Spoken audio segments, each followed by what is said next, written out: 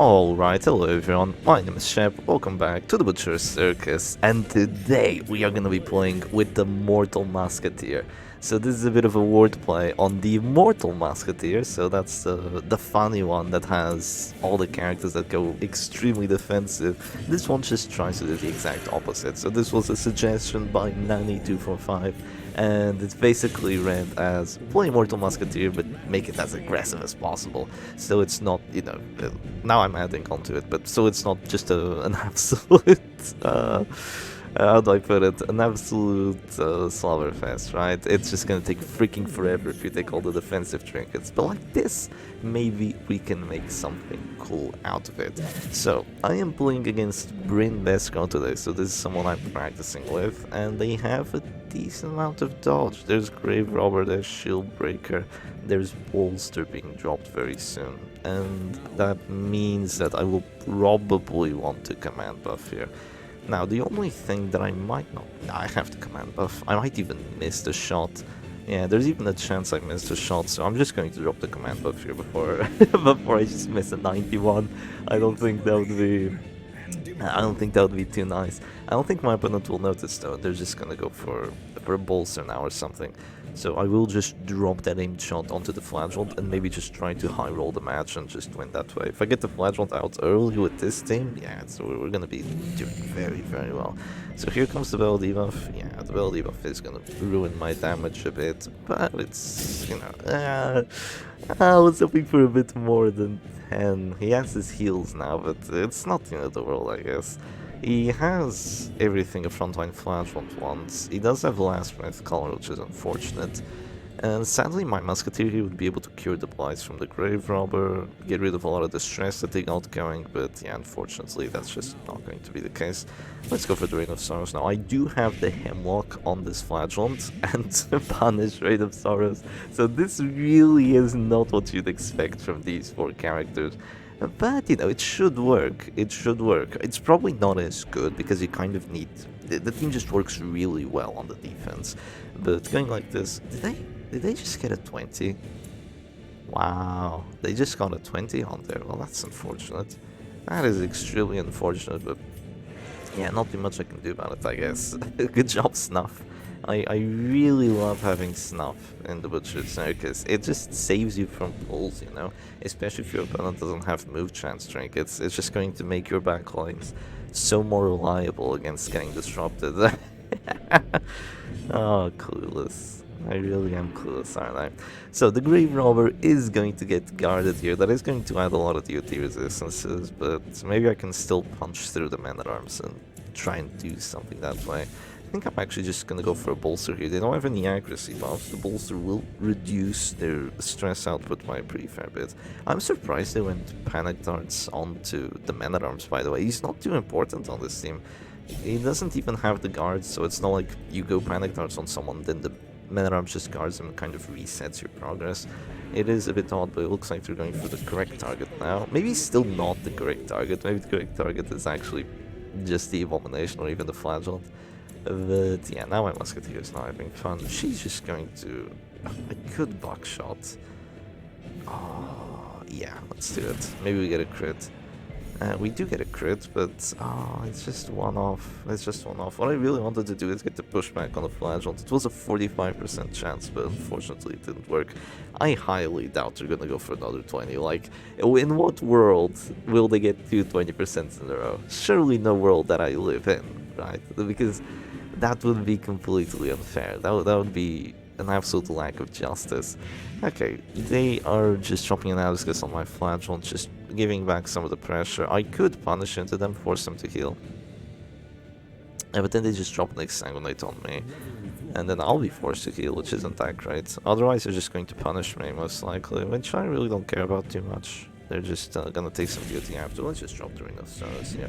We still get the Blight, and we still get the Bleed? Wow! Wow, 25% Bleed chance and 10% Blight chance. It is what it is. Yeah, my opponent immediately goes like, what the hell? Oh, Jesus, how did you take so much DOT there? Yeah, it's really do be what it be. I'm actually going to drop an earlier buckshot here just to force this flatulent down to 0 and also to reposition. So this makes it so he's going to have to drop the heals now, as in sooner rather than later, so I'm quite happy about this. I still have a command buff, so if I want to drop another Rain of Sorrows, I can. I think my opponent could change guards here. They are, aren't they? Yeah, they are probably going to change guards.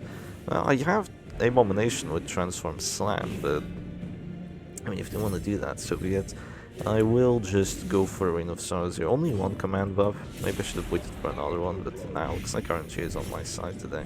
Yeah, it really is on my side. It's freaking wild with Crushed Hemlock, Rain of Sorrows. It's funny, because this setup can either miss one character and only blight the other, or it can apply 16 DOT to both characters. And if you get a crit, it goes up to like 22 DOT.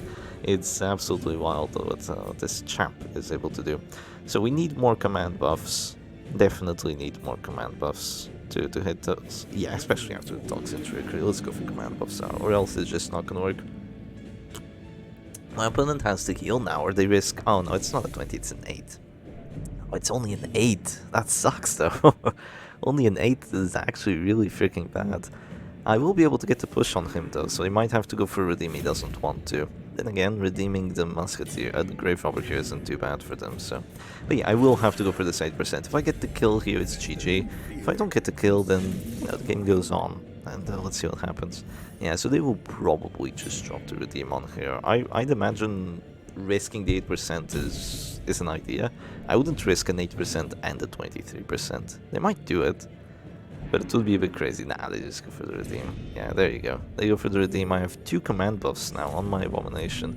Unfortunately, there's no one that I really want to stun. Sure, I don't like the Shield Breaker, but she's not that important. It's the Grave Robber that's kind of making my life hellish here. So that's who I really have to deal with. Do I go for a Rain of Sorrows to do it, or do I just de-transform already? Yeah, let's just de-transform already. We're going to de-transform. I could move back here and start spamming Bile. Or I could go for a stun on the Shield Breaker. It really is a difficult decision to make, but I think just locking this Shield Breaker down might be a bit better. Yeah, let's just lock her down for a bit, do some decent damage onto her, and if she's not doing much, then... Yeah, I mean, this Shield Breaker has been essentially useless. She dropped an Adder's Kiss on my Flatulent, which is going to give me damage buffs and crit buffs, and she went for a Puncture, which did work, but it could have very well failed. It was only 20%, so this really isn't a very good spot for her to be in, I feel. So, we're taking some serious damage on there, but we do have the Redeem heal coming up, so I shouldn't worry about it too much. And now I do have Retribution, but I don't really want to use it as the problem. I will just go for the command buff here. I think it's going to be command buff, Rain of Sorrow, Sniper Shot onto that Grave Robber, because with 2 command buffs, yeah, I have 146 accuracy on the Musketeer. I can still miss, but it's so incredibly unlikely that it probably won't happen. They will want to guard again, so I'm actually going to go for the Rain of Sorrows first. Or am I? Oh, that would be a really nice one to get, but this is an Affliction, and we go for an Affliction. 135 accuracy, there's always a J-Man reference in every video. And it's countering the DOT, or rather the regen, the heal over time. She goes Abusive, which is incredibly good for me. That's minus dodge on her. So that is just doing very well. And also, what other teams would you like me to play? There has been a suggestion from Carolo. We're doing like the day 4 of asking Shep to blah blah blah, day 5 of asking Shep to blah blah blah. He wants me to play with Blind Fire Arbalist and what do you call it? And Quick Draw Musketeer. I don't want to do that. I'm only going to do that when we get to like the very bottom of the barrel. And I've completely run out of ideas. And I mean completely. All my ideas are absolutely gone. That's when we do it. That's when we do that. And even then, I'm still a bit unsure if I should. Because I don't really just want to go into a match knowing that I'm gonna lose. I used to do that a lot back in the day, just playing like a team with no heals, a team with only bleeds, a team with doing pure damage only or doing pure stress only. I made these masochism videos essentially. Also, he's taking He's taking 11 damage. If I do 3 damage here on the retribution, I don't. Unfortunate. Well, I could just spell it then. Alright, good retribution regardless. Maybe I get a crit. Yes, there we go. I went for the shield breaker because she had the monkey spell there. So the crit actually gives me minus stress taken, which is really freaking good. This is one of the best crit buffs in the Butcher Circus, by the way. Is it the best crit buff?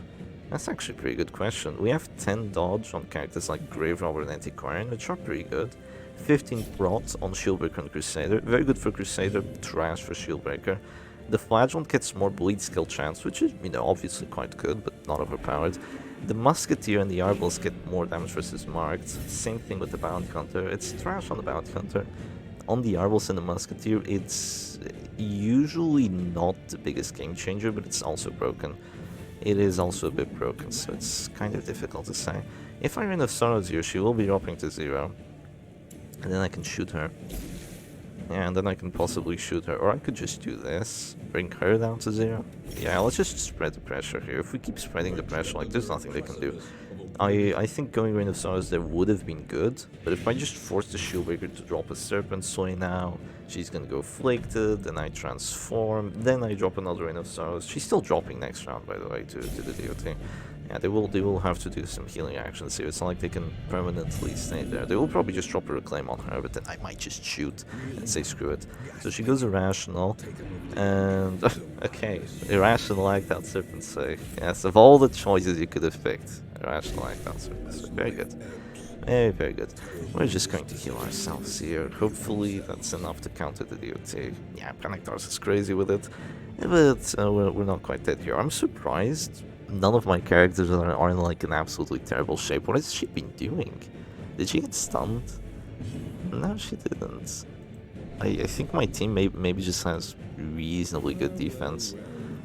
Yeah, because it's round 5. What has she been doing? How many Panic Tars did she drop? She did use a Toxin Trickery, but other than that, it's weird that my team isn't just suffering massively, because it should be, with 5 Panic Tars being dropped. All my characters should be half foot in the grave already. But I'm not complaining, that's for sure. Definitely not complaining. Oh, I've already used both transforms. I swear to God, this is the second time it's happened recently. I just use both transforms without even realizing it. I think, oh, I have another transform, but I don't. I always transform round 1, so I don't have transform. You don't have transform, Shep. You silly goose. Okay, do we move back to position 2? Yeah. I mean, I could go for another Manacles on the Shieldbreaker now, but she's at this I'll just Bile here. I think Bile could be more important. Definitely Bile could be a bit more important, so she's dropping, she's at this star. And they're going to punish me. They have Snuff? No, it's just an 85. Wow. It's just an 85. They didn't go for the Volster for some reason. Yeah, really weird that my opponent didn't go for Volster, by the way. Like, extremely weird that they decided against it. Against a team that has decent accuracy but not amazing. With your dodge characters. Wow, 2 crit heals. Okay. Seems there is no justice in this round. Kind of smart for my opponent now because they don't have to heal anymore. Oh, they heal anyway. Well, they didn't have to do that. They could just stay at this store here, and I don't have any way of breaking through their guard, but they decide against it for some reason. I am a bit worried that they just hit my Flagellant and then things get rough for me. But I really want to drop a Rain of Sorrows. I have 48 accuracy right now. It's a guaranteed hit chance on that Grave Robber. She's going to 0, isn't she? Yeah, that's what you get. No crit heal shenanigans. You will still drop to 0. Now the Man at Arms is taking a hell of a lot of DOT too. How much is that? That's the 12 Blight plus... No, the 12 Bleed plus the 4 Blight, so that's 16, plus the 9 from the Abomination, so that's 25 DOT that he's taking. Oh, that's perfect. Okay, let's just ignore him for 3 rounds and he'll be a goner. So they go for Puncture on my Musketeer, and oh, Snuff. They've gone for 3 punctures, they managed to pull with 2. Like, how is this possible is my question. How is this even possible? Okay. I would guard her, but... Oh my god. Oh, okay. I see how it is. That's actually really bad that she's gonna die in position 2. Like, that's actually terrible. At the very least, I want her to die in position 4. just so these two characters are a bit, are a bit more forward. They missed my Musketeer. Oh god. Oh, isn't that amazing? Okay, I've run out of command buffs, but I think Bellows here are just so powerful now with her being that close. Yeah, she's gone. She's gone. No, no, no. The flash on this stage, she's gone. My opponent really threw there, going for the redeem on the Shieldbreaker, like massive throw. They pretty much like removed all of that pressure of having a huge single target heal. They were at this store. They really didn't need to do that. They even had less with color. And yeah, she's a goner now. What else would I do here? I think I just move back again. I could drop a redeem, but do I really care about the Musketeer anymore? I mean, if she's gone, how bad would it be? Oh, well, that's rather good. Well, let's do this then. Maybe, well, we get a push. Not that it makes any difference whatsoever, but yeah, hopefully they don't pull her again. If they pull her again, I'm gonna be pissed. I could drop the heal now. I could have generally done that. I could have just dropped the redeem on her, but I don't really care about her that much. I mean, she's just gonna heal herself here. Please. Okay, good. Finally, finally, it goes ever so slightly my way. Now we're gonna go for the command buffs. We're Robert's dead already. Don't have to go for Bellows. He is dropping in 2 rounds. Then we basically just have to drop a big punish on the Shieldbreaker. She's essentially dead to that big punish. And then we have to keep attritioning the Man-at-Arms down. He's finally going Afflicted. Yeah, I really don't see why my opponent didn't go Bolster. He's finally going to go Afflicted. She's gone. Extra stress on no one. No one cares about Audrey. Shuffle FM would be disappointed, very disappointed. Musketeer is not enjoying herself. I will just stun the Flatulence here. Give my Musketeer a chance to save herself. No, not the Flash, rather. I will just stun the Shieldbreaker. Though, it doesn't really matter in which order I do it. Actually, no, I want to keep to riposte. But then I might get punished and brought to 0, and if I lose my Flagellant, I might lose the match. So yeah, no, that's not a great idea, honestly. If I lose my Flagellant, I definitely lose the match. So maybe just keep spamming piles. It looks odd, but I'm actually just gonna keep spamming piles. The reason I do this is so they hit themselves if they hit my Abomination, and so I can get these 2 to the midline, so I can hit both of them. The corpse will be gone in like 3 rounds most likely. Do they drop Reclaims? I feel like there's a bit too much DOT. Oh, they dropped it on the Shieldbreaker. If I get a nice crit punish though. Oh, 68. What happened to my accuracy? It's fine. Never punished. Oh, I just realized I don't have Crimson Hook. So it's in this sort of situation that I would love Crimson Hook. But yeah, I'm just getting lucky with the crushed bat. I mean, with the crushed bat. I was thinking of spiked bat for a second there. Yeah, I'm just getting lucky with the Hemlock. Well, I didn't go for a stun. Potentially the misplay. My Musketeer is a goner, but, well, so is that Shieldbreaker, essentially, because now I'm just going to go for the Manacles on her. That's going to be the Aegis block gone, and then it's just going to be a punish, and that's pretty much a guaranteed death. They might punish me just to force me to go for a heal. That would be a wise move. I wonder if they do it, but honestly, at this point, these 2 characters are just having so much fun that I don't imagine my opponent can do too much here. Yes, they will drop me to 0, which is unfortunate. My accuracy sucks though. That's the only problem, is that my accuracy sucks, so let's try and fix it a bit. By instead of going for the command buff, I'm just gonna go for the retribution. Yeah, I know it's a weird flex to go for this to get the accuracy buffs, but I'm just gonna do this and I'm gonna Xang into the Man-at-Arms. There's no point in using redeem here. No, there's no point in using redeem here. If I get a kill on that Man-at-Arms, I'm just doing really well. I don't even have to worry about my own Man-at-Arms being useless against the enemy Flagellant at the end of the match. That's usually something that I have to worry about because of that call to the map solution, but oh no, they get rid. I guess that's good. I guess that's good. Yeah, the guard goes away. Let's just stick Sang into here then.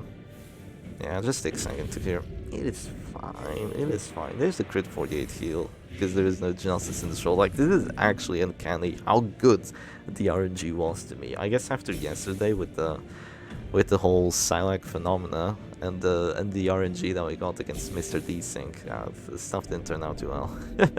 I guess the RNG has come back my way, so I appreciate it, I suppose. You do have a command buff. Yeah, they're just going to Xang me here, and ow, I'm at the store. and a heal for 30. It won't matter. It won't matter. Don't worry about it. I'm going to disappear. Let's go for Bell. Do I have command buffs? Yeah, I got one. I need the stress. I really need the stress from the Bell here. I really need the stress. She's not dropping yet, but with a punish and she's completely dead. So it's probably gonna be Bile or even Manacles on him. They might guard here. They might go for a guard. But I don't really mind all that much. If they guard, then I will just kill the man-at-arms. Like, he's not that far off. He's generally not that far off. They might also go for an Aegis, but... maybe I should have gone for the Manacles. She wasn't at 198 stress, by the way. If she were at 198 stress, I would have gone for the Manacles. That's just a confirmed kill. But... oh, he just goes command buff. Okay, that's good. Never punished. Shepherd Dog never punished. Yeah. She was only at 192. It was the extra stress from the crit on the other characters that make her take 6.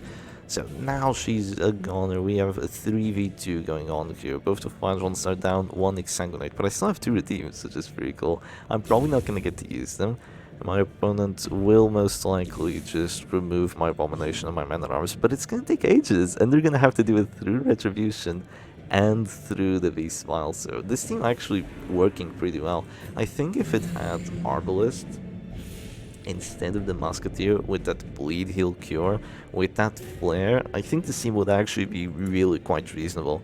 I usually bring Musketeer just to have her cure, her stress heal and her blight cure. If you don't have that, then it just doesn't feel as worth to go for something like that. So I do have command buffs here. I will just lose the riposte. Let's just say screw it. Let's go for the Rain of Sorrows. I'm kind of worried that my B-Smile will do 0 damage. Probably won't, let's be honest, but I just want to do this so I at least guarantee more stress being dealt to the Man-at-Arms from him being at this storm. So Flagellant, he can drop her claim, but he's obviously not going to. Who do you want to choose? Are you gonna hit into the punish? I mean, are you gonna hit into the riposte or not? He punishes me. Yeah, that does feel bad. Do I sacrifice the Abomination here? Screw it, right?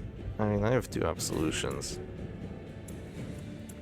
Okay, it depends. Do we get the Retribution kill here? It's gonna be 0, isn't it? Yeah, it's gonna be 0. Oh, Retribution. Oh, you sly dog.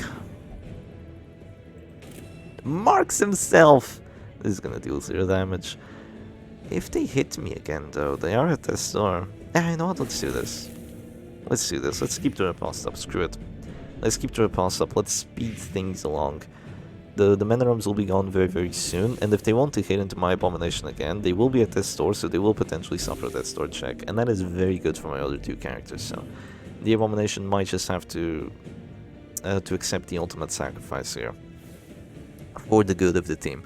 So this is something that I've actually been talking to people about. Oh, I miss freaking extort debuffs and everything. Really? How is it so bad?